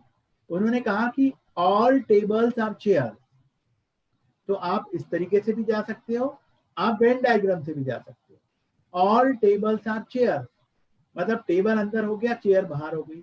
And all chairs are pen, तो सभी चेयर पेन हो गई, सभी टेबल चेयर हो गई और सभी चेयर पेन हो गई, है ना। अब इसके बाद उन्होंने नीचे वो दे दिया कि कौन सा कंक्लूजन सही है। तो जब हम अंदर से बाहर की तरफ जाते हैं कि all tables are chair and all chairs are pen, तो क्या ये सही हो सकता है कि ऑल पेन्स आर टेबल, ये हो सकता है क्या कि सभी पेन टेबल हो सकते हैं क्या? उल्टा जा सकते हो क्या आप? नहीं जा सकते हो। होल से आप पार्ट की तरफ जा रहे हो तो पार्ट से आप होल की तरफ यहाँ पर नहीं आ सकते, मतलब सभी पेन जो है वो टेबल नहीं हो सकते क्योंकि नीचे से ऊपर गए हैं। अगर ऐसा है कंक्लूजन कि सम पेन्स आर टेबल्स, तो वो आपका वहां पर सही हो जाएगा। तो इसीलिए लॉजिक के ऊपर भी थोड़ा ध्यान दीजिए। AEIO का कंसेप्ट समझिए, स्क्वायर ऑफ अपोजिशन क्या होता है उसका टेबल सीखिए। देखिए ये यूनिट बहुत इंपॉर्टेंट है। 10 यूनिटों को तैयार करने में आप ये मान के चलो कि 20% कम से कम समय आपको लॉजिकल रीजनिंग में देना पड़ेगा, 20%, और 20% समय जो है आपको यूनिट 5 में देना पड़ेगा। उसमें आपको एक्स्ट्रा समय निकालना पड़ेगा, बेस आपका जो है वो बनाना पड़ेगा। मैडम नेक्स्ट कीजिए। जी sir. 7th unit, next unit लीजिए। ठीक है, नेक्स्ट। ठीक है सर डेटा के आपने कुछ इसके टिप्स निकाले थे, ये है आपका, किस टाइप का डेटा रहता है और क्या टिप्स हैं? नेक्स्ट आप डाटा इंटरप्रिटेशन पे जाइए। सर ये डेटा इंटरप्रिटेशन का यूनिट है, इसमें कितने टाइप का डेटा रहता है? हाँ, ये देखिए आप ध्यान देंगे, न्यूमेरिकल है, टेबल फॉर्म है, मिक्स्ड फॉर्म है, ग्राफिकल फॉर्म है। तो ये 4 टाइप के डेटा जो है वो आपको वहां पर रहते हैं। खासकर जो टेबल फॉर्म का डेटा है उसको अगर आपको सॉल्व करना है तो आपको किसी भी हालत में जोड़ना, घटाना, है ना। और इसका जो सपोर्टिंग है वो मैं आपको बता दूं कि आपको एवरेज निकालते भी आना चाहिए, परसेंटेज निकालते आना चाहिए, रेशियो प्रोपोर्शन भी आना चाहिए। तो ये सब चीजें जो मैं कह रहा हूँ कि समझने की है, आपको ये सब चीजें समझना है। आप एक गणित का प्रैक्टिस कर लेंगे और आप परीक्षा में कर लेंगे, वैसा नहीं होगा। आपको सभी जो गणित है वो उसकी योग्यता बढ़ाना है, उसको समझना है। हम उसको बोलते हैं कॉन्सेप्ट बिल्डिंग, वो होना बहुत जरूरी है। मैडम आगे चलिए। जी सर। तो थोड़ा ध्यान दीजिए, डाटा इंटरप्रिटेशन पर भी ध्यान दीजिए, लॉजिकल रीजनिंग पर भी दीजिए, सर इसमें और जो यूनिट आपने 5 पर भी सेक्शन दीजिए। डेटा इंटरप्रिटेशन के, सर इसको कवर करने के लिए जैसे आपने बताया कि आपको मास्टरी होनी चाहिए percentage, ratio, profit and loss पर, एवरेज हाँ बिल्कुल, इंटरेस्ट ध्यान दिया कैलकुलेशन हुआ है। आपको आना चाहिए जी। 2 डिजिट एडिशन आना चाहिए जो आपके कैलकुलेशन को स्पीड दे सके। ये आप मन बना लें कि इतनी चीजें आपको आना जरूरी है, तभी आप कॉम्पिटिटिव गणित कर पाओगे, परीक्षा के लायक गणित जो है वो और कर पाओगे। अननेसेसरी कैलकुलेशन को अवॉइड करने के लिए जो शॉर्ट ट्रिक्स हैं वो यहाँ पर इम्प्लीमेंट की जा सकती हैं, जैसे आपने बताया यूनिट 5 में। मैंने आपको शॉर्ट ट्रिक दी है, आपको चाहिए तो मैं अवेलेबल कर दूंगा, बाकी डिटेल में ट्रिक्स अवेलेबल कर दूंगा आपके लिए, आप बहुत तेजी से गणित कर पाओगे। जी सर। क्योंकि ये आईसीटी का या मॉडर्न जमाना है, आईसीटी का जमाना है, तो कंप्यूटर से संबंधित, इंफॉर्मेशन टेक्नोलॉजी से संबंधित जो चीजें हैं उसकी जानकारी आपको जरूरी है। तो ये अपने आप में एक विषय है, और खासकर जिन्होंने बचपन में कंप्यूटर नहीं पढ़ा, इंफॉर्मेशन टेक्नोलॉजी नहीं पढ़ी है, उनके लिए ये नया विषय हो जाता है। तो मैं इसमें सजेस्ट करूंगा, ये यूनिट जब तैयार करते हैं तो ग्रॉस रूट लेवल से तैयार करिए। उसमें जो टर्मिनोलॉजी है उसको समझने की कोशिश करिए, उसको प्रैक्टिस करिए। किताबों में जो ग्लॉसरीज दी हुई है उसके नोट्स बनाइए आप। ये सारी टर्मिनोलॉजी आपके पास आपके रजिस्टर में लिखी हुई होना चाहिए। Next madam.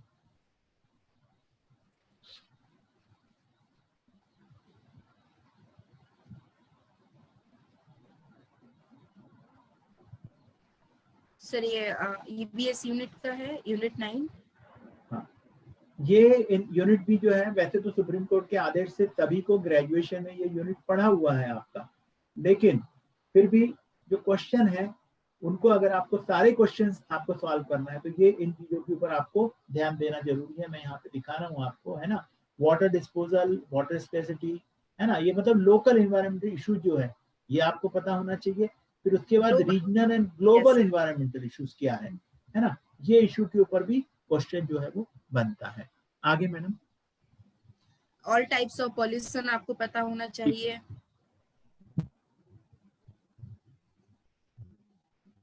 आगे का यूनिट ले लें।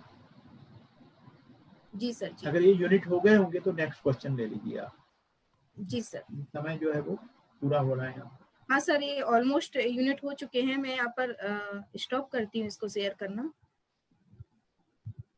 आप आगे के प्रश्न ले लीजिए। आपका एक अधूरा प्रश्न रह गया था, बीच में आपने पूछ लिया था कि यूनिट 1 की तैयारी कैसे करें, तो उसके साथ में यूनिट 2 का भी आपको बता देता हूँ कि यूनिट 2 में 10 यूनिट हैं आपके, और 10 यूनिट अलग अलग यूनिट हैं, बिल्कुल 10 यूनिट। तो उसमें भी आप जो है हर यूनिट के अलग नोट्स बनाएं, हर यूनिट के अलग नोट्स बनाकर, और जो है पुराने जो क्वेश्चन पेपर हैं उनकी भी आप मदद लें। अब ये पुराने क्वेश्चन पेपर का क्या सिग्निफिकेंस है, ऐसा नहीं होता है कभी नेट एग्जाम में, जेआरएफ में या सेट में कि पुराने क्वेश्चन रिपीट हो जाए, तो आप रिपीट होने के हिसाब से उसकी तैयारी मत करिए। आपको क्वेश्चन किस हिसाब से तैयार करना है, मैं एक एग्जाम्पल यहाँ पे बताऊंगा। सपोज एक एनाटॉमी से संबंधित कोई क्वेश्चन है ना, उसमें 4 ऑप्शन दिए हुए हैं। उन्होंने कहा कि एल्बो फ्लेक्शन के लिए प्राइम मूवर्स कौन सी मसल है। ये अगर एक एग्जाम्पल के लिए क्वेश्चन हमने यहाँ पे लिया है, तो आप ये मान के चलें कि बचे हुए जो 3 ऑप्शन हैं या बचे हुए जो 3 टर्म हैं उसके नोट्स हमारे पास तैयार होना चाहिए। अगर उन्होंने कहीं पर बाइसेप्स ब्रैकियलिस के बारे में बोला है तो ट्राइसेप्स के बारे में, डेल्टॉइड के बारे में, या उसके आसपास की जो भी मसल है उसके नोट्स बने हुए हमारे पास होंगे। अगर वो फ्लेक्शन की बात कर रहे हैं तो हमारे पास extension, rotation, circumduction, abduction, adduction, dorsiflexion, plantar flexion, ये सभी के नोटिंग हमारी होना चाहिए। जब तक हम हर टर्म का कंसेप्ट का नोट नहीं बनाएंगे और समझेंगे नहीं, तब तक हम सेकंड पेपर की तैयारी नहीं कर सकते। और सेकंड पेपर की तैयारी में भी कहता है कि आपने खुद नोट्स बनाने हैं, कभी किसी के नोट्स को जेरोक्स नहीं करना है। जो जेरोक्स करता है वो समझता नहीं है। जब तक आप अपने नोट्स नहीं बनाएंगे, अपना रजिस्टर नहीं तैयार करेंगे, समझ के जब तक नहीं लिखेंगे, आपको परीक्षा में क्वेश्चन नहीं आएगा। क्योंकि अभी जो क्वेश्चन है वो मेमोरी बेस्ड क्वेश्चन नहीं है, अंडरस्टैंडिंग बेस्ड क्वेश्चन है, असर्शन रीजनिंग के क्वेश्चन है। तो जब तक कॉन्सेप्ट क्लियर नहीं होगा, आप असर्शन रीजनिंग के क्वेश्चन अटेम्प्ट ही नहीं कर पाएंगे। मेमोरी बेस्ड तो केवल match the pair, fill in the blank जो पहले आते थे वो बहुत कम हो गए हैं, अभी वैसे क्वेश्चन आपको बहुत कम मिलेंगे। इसीलिए कॉन्सेप्ट समझिए। एक उदाहरण में यह देना चाहूंगा कि अगर नॉर्मल प्रोबेबिलिटी कर्व आप पढ़ रहे हैं तो केवल उसकी डेफिनेशन पढ़ने से काम नहीं चलेगा, उसका फिगर आपको पता होना चाहिए, उसकी प्लॉटिंग पता होनी चाहिए, उसकी कैरेक्टरिस्टिक्स पता होनी चाहिए, है ना। फिर जो नॉर्मल प्रोबेबिलिटी कर्व है उसमें डेविएशन कौन सा होता है, मतलब क्रूटोसिस क्या है, लेप्टोक्रोटिक क्या है, मेसोक्रोटिक क्या है ना।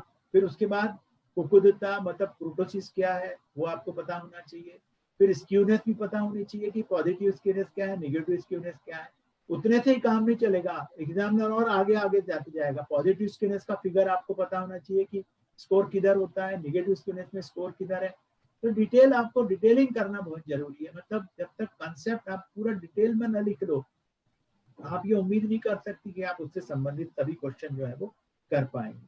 करें मैडम, और कोई क्वेश्चन है तो बताइए। सर आपने काफी अच्छे से इस चीज को समझाया, सारे यूनिट पर भी आपने अच्छे विस्तार से बात की है, और आई होप स्टूडेंट्स का अच्छा रिमार्क वहाँ आ रहा है कि उनके लिए बहुत इफेक्टिव है ये सेशन। बस सर इसके साथ मैं ये भी जानना चाहूंगी कि ऐसी साधारण तौर पर जब विद्यार्थी इस परीक्षा में अपीयर होते हैं तो वो एक नेशनल लेवल के परीक्षा में उनके ऊपर प्रेशर भी, मानसिक दबाव रहता है एक पास होने का, आगे निकलने का। तो उस दबाव में कौन कौन सी ऐसी गलतियां हैं जो वो कर जाते हैं, या आसपास के जो फैक्टर हैं वो कौन से प्रभावित करते हैं उनकी तैयारी को? विद्यार्थी कौन कौन सी गलतियां कर जाते हैं जो उन्हें नहीं करनी चाहिए? 2 प्रकार की गलतियां करता है, एक तो तैयारी करते समय और एक परीक्षा देते समय। तो तैयारी करते समय जो गलतियां होती है वो तो ये होता है कि एक तो प्रॉपर अपने रीडिंग हैबिट डेवलप नहीं की।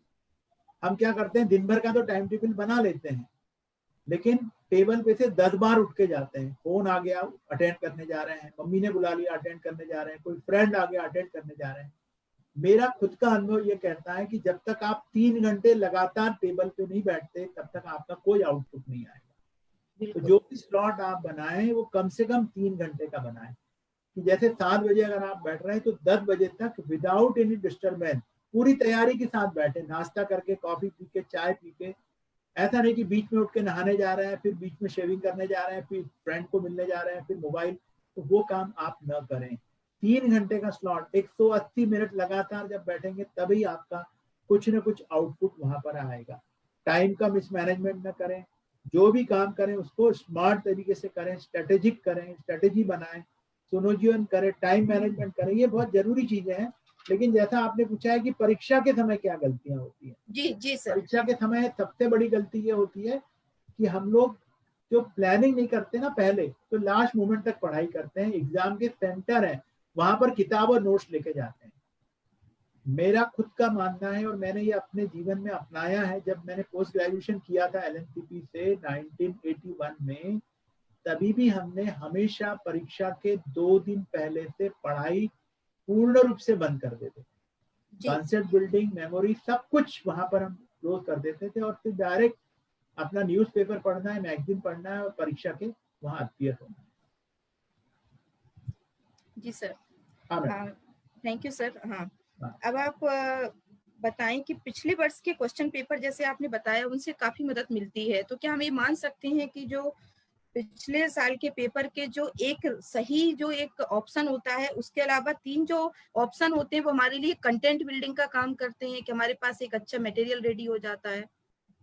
हाँ हाँ, बिल्कुल सही बताया आपने। तो आप ये डायरेक्शनल नोट्स जो है उससे बन सकते हैं कि एग्जामिनर आप किस दिशा में सोचना शुरू किया एग्जाम में, तो आपको क्वेश्चन पेपर का पैटर्न पता लगेगा, है ना, उसकी गहराई पता लगेगी। इसलिए पुराने क्वेश्चन पेपर सॉल्व करना और उसके जो ऑप्शंस हैं बाकी, उनके ऊपर भी काम करना बहुत जरूरी है। उससे आपको बहुत सी चीजें सीखने को मिलेंगी।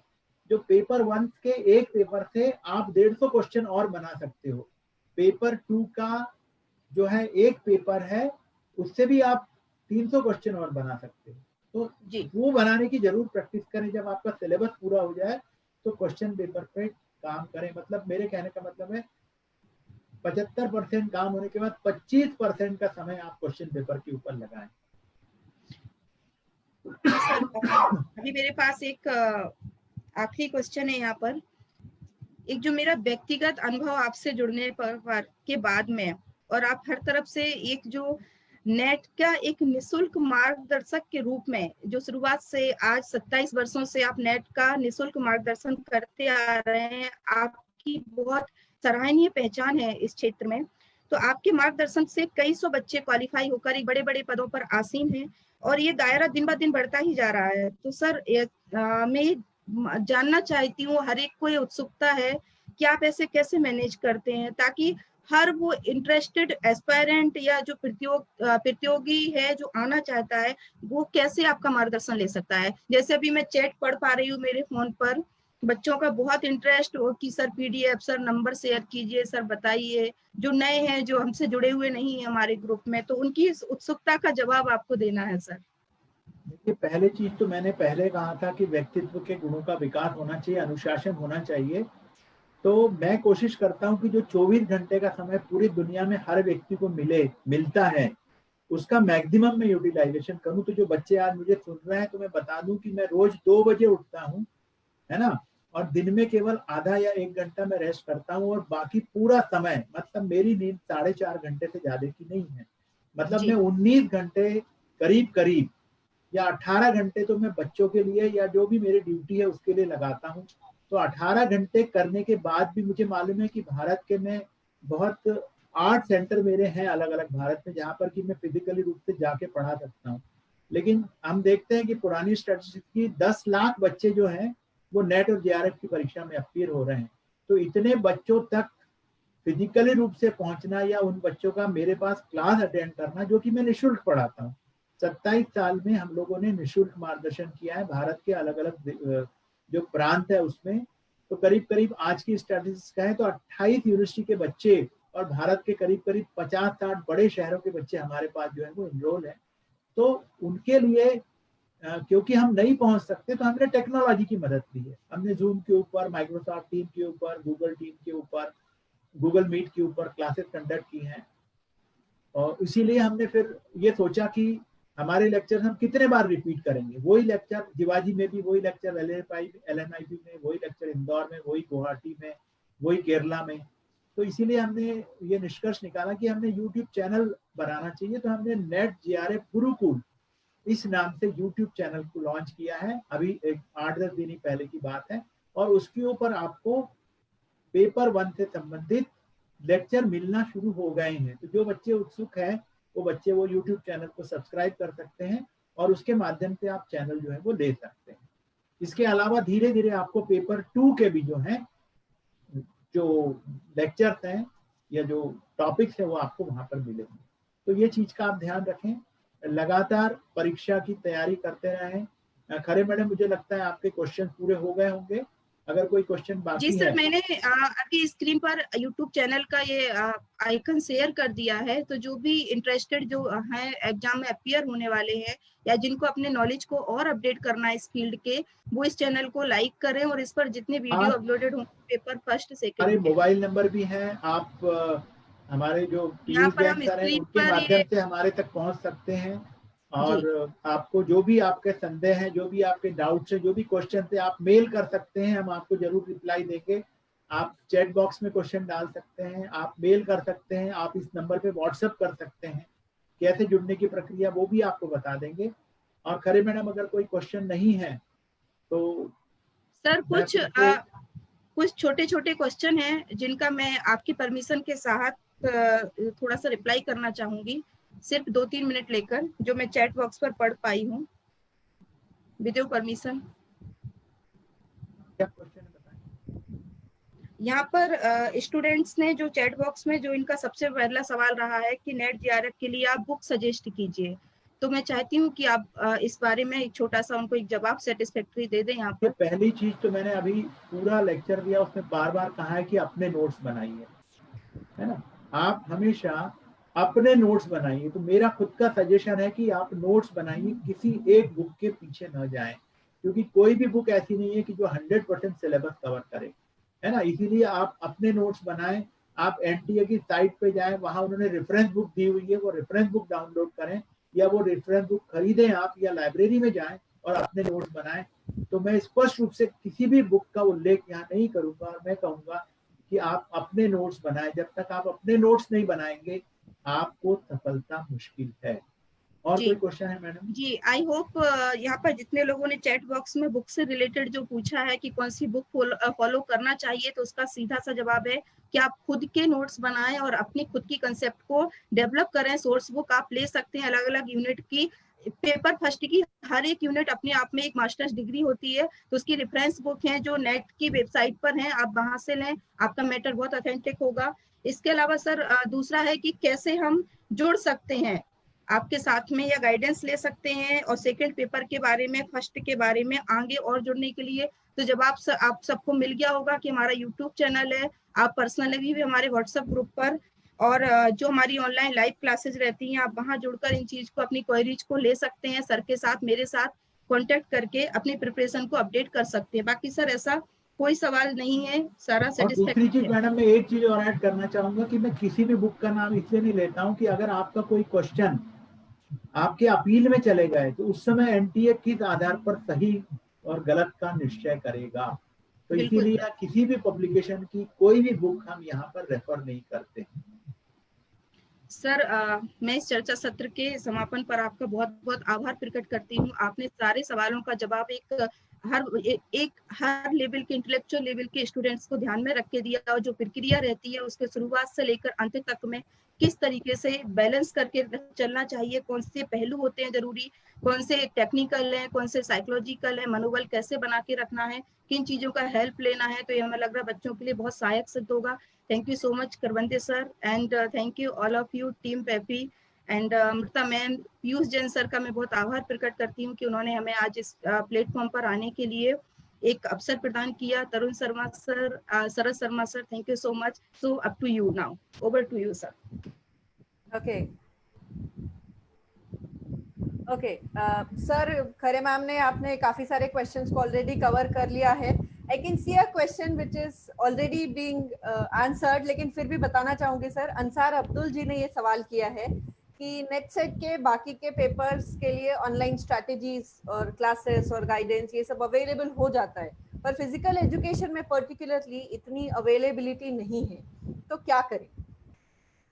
मैं इसके लिए देखिए, संगीता मैम ये से तो मतलब अवेलेबल नहीं होता, ये बात तो सही नहीं है, क्योंकि तो अवेलेबल है 27 साल से। मैं तो इसका जवाब ऐसा देना चाहूंगा कि फिजिकल एजुकेशन ही केवल ऐसा सब्जेक्ट है जिसमें 27 साल से गाइडेंस अवेलेबल है, बाकी में नहीं है। ये जवाब ऐसा है उसका। मेरे को लगता है ये फ्री ऑनलाइन क्लासेस अकेली फिजिकल एजुकेशन में चल रही है 27 साल से, 93 से अवेलेबल है। आपने सही व्यक्ति को अप्रोच करना चाहिए, उसका ऐसा आंसर है।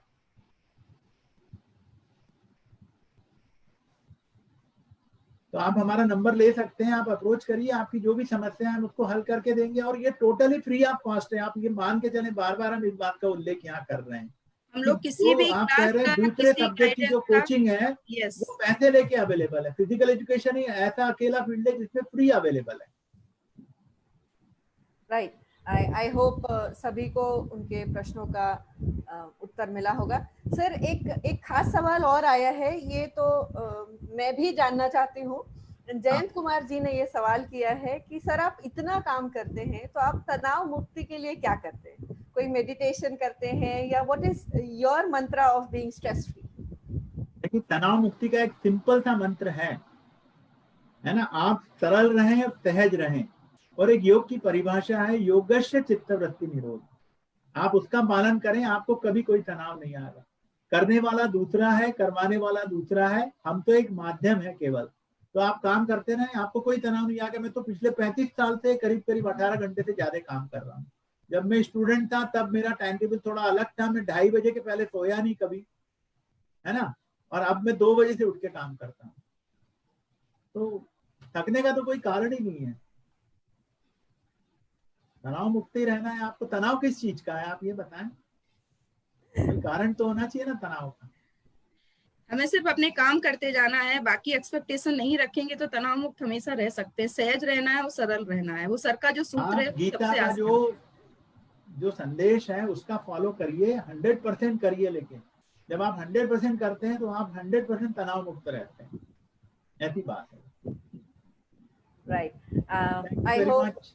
yes sir, I hope your session was very much helpful to all the aspirants of NET CET JRF, and I'm very much sure sir, not only the students but people like us, हमें भी हमारे knowledge को polish करने का बहुत अच्छा मौका मिला। Sangeeta ma'am, thank you for that lovely question and answer session. Now I would like to hand over the screen to the PEFI official, Dr. Sharad Kumar Sharma sir, who is also the PEFI 2.0 Life 2 coordinator along with the Joint Secretary of Physical Education Foundation of India. Over to you, sir.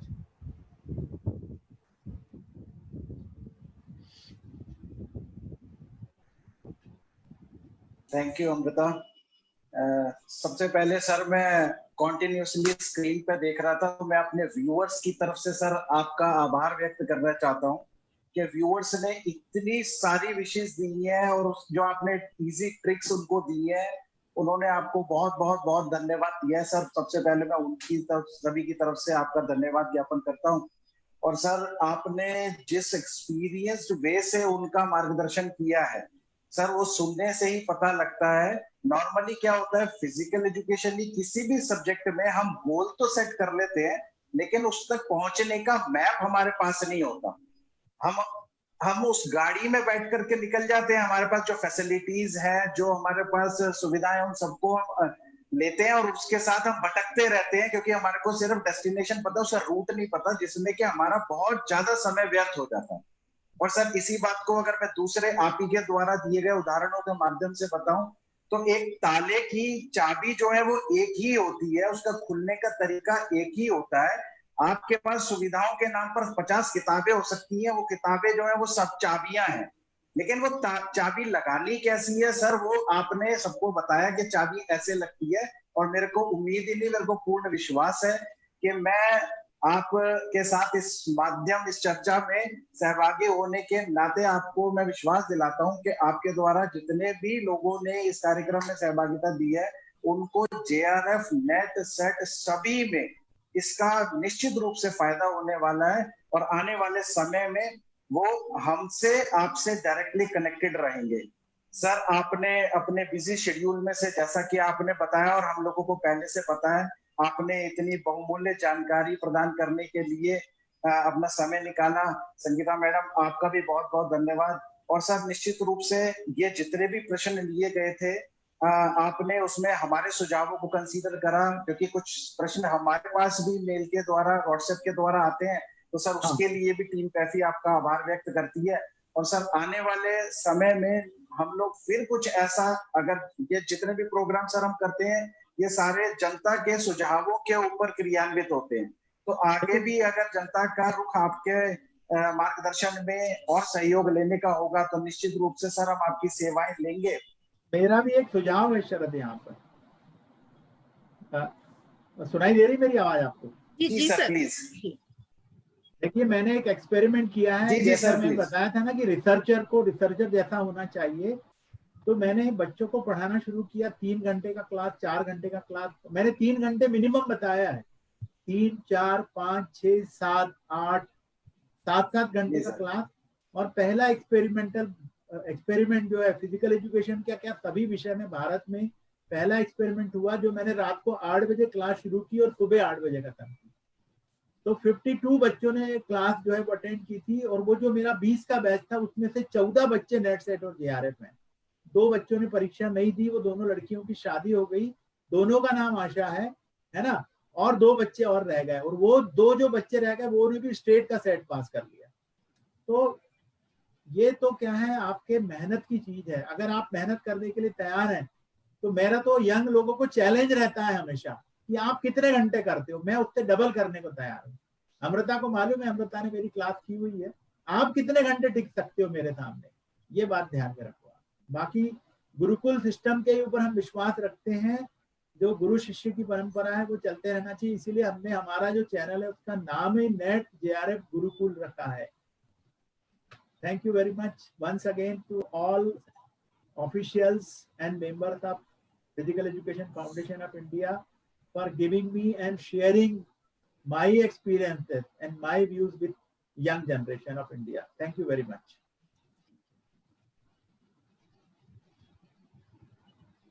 हम सभी viewers का भी बहुत बहुत धन्यवाद करते हैं कि आप लोगों ने इतने अच्छे सेशन को हमको सुना, अपने सुझाव दिए, और आगे भी आपसे आशा करते हैं कि आप अपने मूल्यवान सुझावों को ऐसे ही प्रदान करते रहेंगे। एक आवश्यक सूचना और सर, इस प्लेटफॉर्म के माध्यम से मुझे बड़ी खुशी हो रही है कि कल केंद्रीय खेल मंत्री हमारे साथ थे, श्रीमान किरण रिजिजू जी, और उस सत्र को अभी तक हम जहां तक पहुंच पाए उसकी संख्या है कुल 20 लाख लोगों तक हम उस सत्र के माध्यम से पहुंचे हैं, जो कि एक बहुत बड़ा एक उपलब्धि है। और मैं सभी व्यूअर्स का, जो जिन लोगों ने जिनके सहयोग से कैफी इस मुकाम तक पहुंचा है, उन सभी का सहृदय आभार व्यक्त करता हूं। आप सभी से अनुरोध करता हूं, हमसे जुड़े रहें, अपने सुझाव देते रहें। बहुत बहुत धन्यवाद सर। पुनः आप दोनों का भी बहुत बहुत धन्यवाद, आभार। Thank you. Thank you everyone. Thanks.